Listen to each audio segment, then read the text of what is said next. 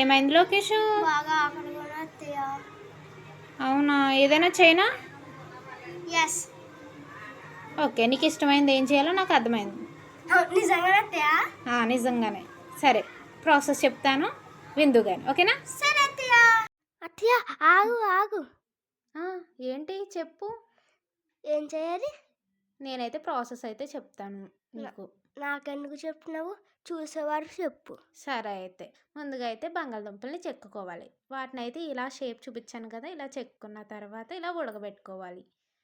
ఇలాగా ఫోక్కి ఇలా గుచ్చుకుంటే సరిపోతుంది. మిగతా వాటిని ఏం చేయాలంటే ఒక ప్లేట్లో ఉడకబెట్టుకున్న వాటిని తీసేసుకొనేసి దాని మీద కార్న్ఫ్లోర్ అయితే వేసుకోవాలి.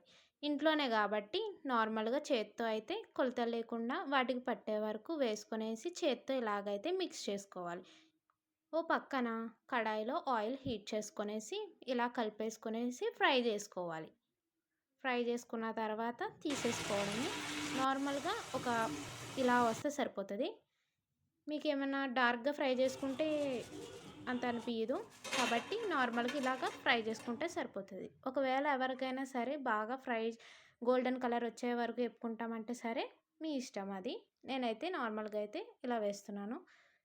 ఒక స్పూన్ కారం, ఒక స్పూన్ ఉప్పు, ఒక స్పూన్ చాట్ మసాలా అయితే వేసుకొనేసి మిగతా అన్నీ ఇలా పట్టించేయచ్చు. ఎవరికైతే ఇలా స్పైసీ ఇష్టం లేకపోతే నార్మల్గా సాల్ట్ అయితే వేసుకొనేసి కలిపేసుకోవచ్చు.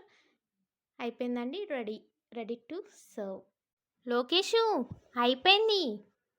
వస్తున్నాను అత్తయ్య. చూడటం చాలా బాగుంది, తినొచ్చా? నీకే ఇది తీసుకో. థ్యాంక్స్ అత్తయ్య. చాలా బాగుంది. లైక్ చేయండి. చేస్తారు అత్తయ్య. సరే, సబ్స్క్రైబ్ కూడా చేసుకొని షేర్ కూడా చేయండి, అలాగే కామెంట్ కూడా చేయండి. Bye bye.